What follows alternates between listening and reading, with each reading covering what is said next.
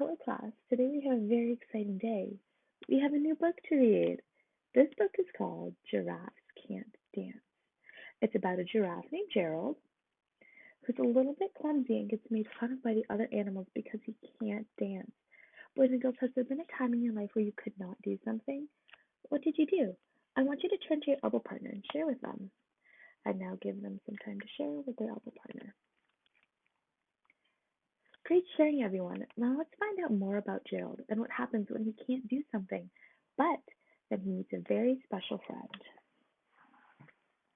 Gerald was a tall giraffe whose neck was long and thin, but his knees were awfully crooked and his legs were rather thin.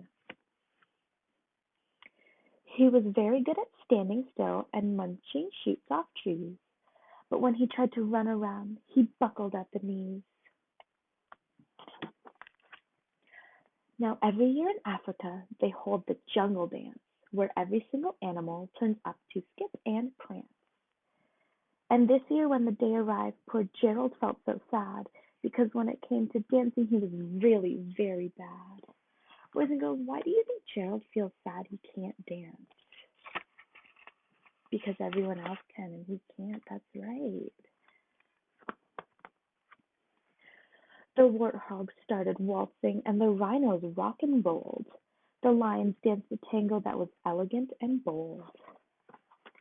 The chimps all did a cha-cha with a very Latin feel, and 8 baboons then teamed up for a splendid Scottish reel.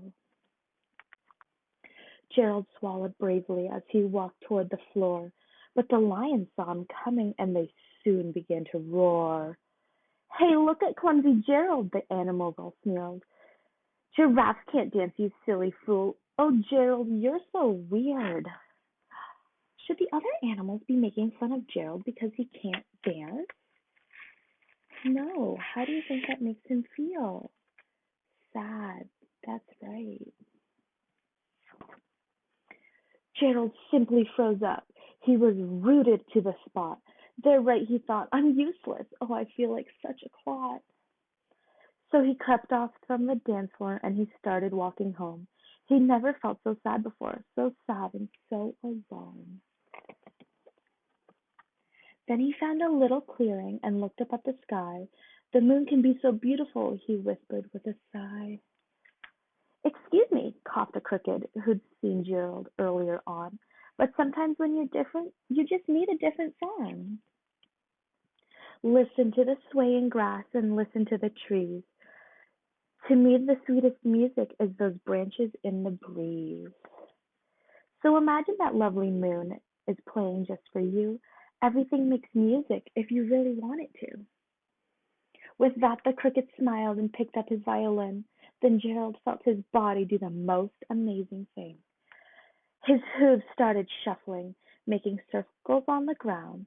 His neck was gently swaying and his tail was swishing around. He threw his legs out sideways and he swung them everywhere.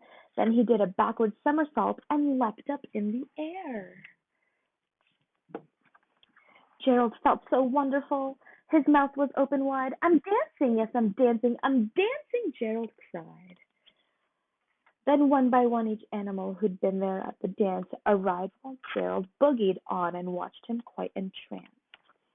They shouted, "It's a miracle! We must be in a dream. Gerald's the best dancer that we've ever seen." "How did you learn to dance like that? Please, Gerald, tell us how." But Gerald simply twirled around and finished with a bow. Then he raised his head up and looked up at the moon and stars above.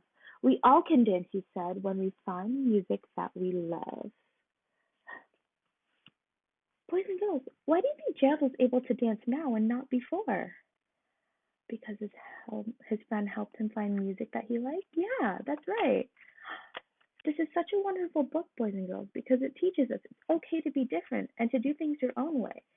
Each one of us has his or her own unique talents, and sometimes it just takes a little push from our friends and family to do great things and be brave. Now, boys and girls, if you'd like to read this story, I'm going to put it in our reading corner for you to read during independent time or reading time. I hope you enjoyed.